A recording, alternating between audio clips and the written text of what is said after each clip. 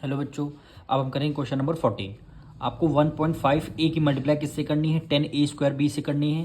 तो फिर क्या करना है? 1.5 ए की मल्टीप्लाई 100 ए बी स्क्वायर से करनी है।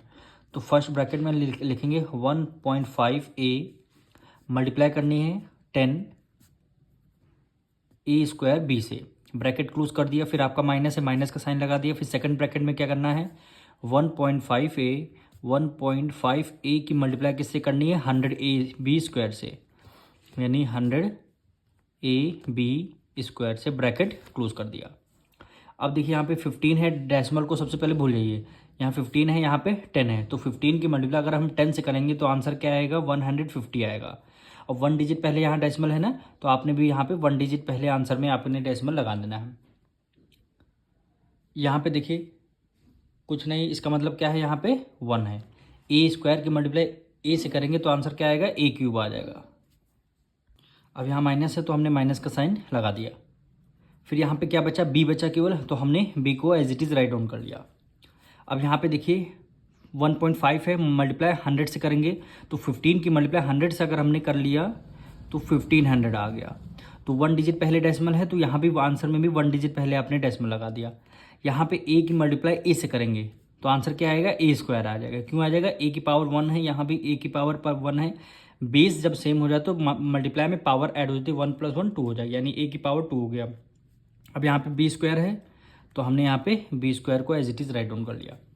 अब देखिए डेसिमल के बाद जीरो की कोई वैल्यू नहीं रहती, तो हमने यहाँ पे लिख लिया 15 ए क्यूब बी माइनस 150, क्योंकि डेसिमल के बाद जीरो की कोई वैल्यू नहीं, ए स्क्वायर बी स्क्वायर।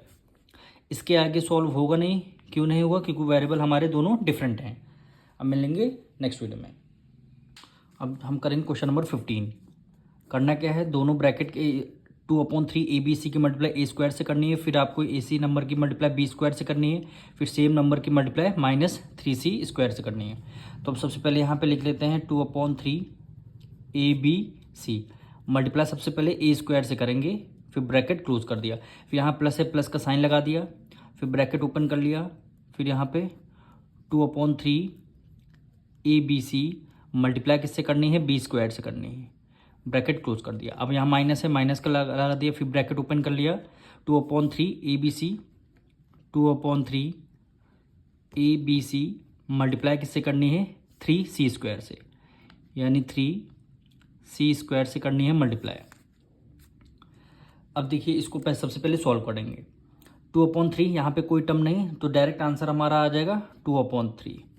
यहाँ पे देखिए ए की पावर कुछ नहीं, इसका मतलब 1 है, ए स्क्वायर है। जब ए 1 की मल्टीप्लाई ए स्क्वायर से करेंगे तो आंसर में क्या आ जाएगा? ए क्यूब आ जाएगा। क्यों आ जाएगा? जब बेस सेम होते हैं पावर ऐड हो जाती है, 1 + 2 कितना? 3 आ जाएगा। अब बी सी है, यहाँ पे कुछ है नहीं, तो हमने बी सी को एज इट इज़ लिख दिया। प्लस है, प्लस लगा दिया। 2/3 भी हमारा एज इट इज़ आ जाएगा 2/3। ए है, कोई टर्म हमारा है नहीं, ए को एज इट इज़ लिख दिया। बी की मल्टीप्लाई बी स्क्वायर से करेंगे तो आंसर क्या आएगा? बी क्यूब आ जाएगा। क्यों आ जाएगा? बी की पावर यहाँ पे 1 हो जाएगी, बेस आपका सेम है, तो पावर 1 + 2 कितना हो जाएगा? 3 हो जाएगा। अब सी है, तो हमने यहाँ पे सी लिख दिया। माइनस है, माइनस कर दिया।